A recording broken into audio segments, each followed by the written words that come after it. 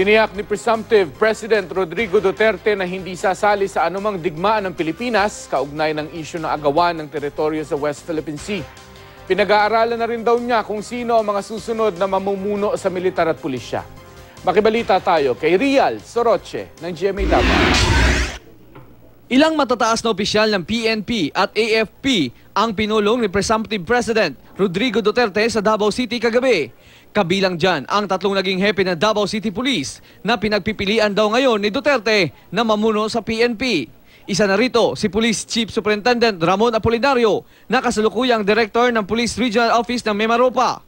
Ang one-star general na si Ronald De La Rosa na kilala sa mga sunod-sunod na anti-crime operation sa Davao City. Si Senior Superintendent Rene Aspera naman ang naging Davao City Police Chief sa ilalim ng mayoral term ng anak ni Duterte na si Inday Sara noong 2010. It will happen. Nangyayari naman talaga. And it will continue to happen. Kasi it remains the prerogative of the President. Kung yun, accepted fact yan. Wala akong masasabi sa yung tenure nila dito. It was all good. Sabi ko, pag-usapan na lang ninyo. Magkahidikit sila ng years of service. Sa hanay naman ng hukbong sandatahan, isa sa mga tinitingnan ni Duterte na iluklok bilang AFP Chief, si Lieutenant General Ricardo Visaya. Base raw yan sa seniority rule. Ayaw raw ni Duterte ang estilong palakasan sa promotion, kaya ipapabaya na ito sa Board of Generals na sasala raw sa mga kakayahan ng mga posibleng maging AFP Chief. Pinag-aaralan na rin ni Duterte ang isyu sa agawan ng teritoryo sa West Philippine Sea. Pagtitiyak ni Duterte, hindi lalahok ang Pilipinas sa kahit anumang gyera.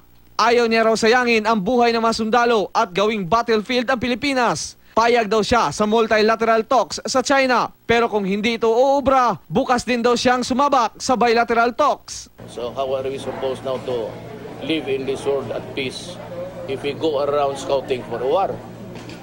Diba? O di, mag-usap na lang tayo. Bukod dyan, pinag-iisipan ni Duterte ang pagbuo ng dalawang bagong kagawaran, ang Department of Fisheries and Aquatic Resources at Department of OFWs. Paliwanag ng Media Bureau Chief ni Duterte na si Peter Lavinia, marami pa rin ang umaasa sa pangingisda, lalo na't isang arkipelago ang bansa. Nais din daw nilang pagtuunan ng pansin ang mga OFW. Rial Soroche, Nagbabalita, Pilipinas.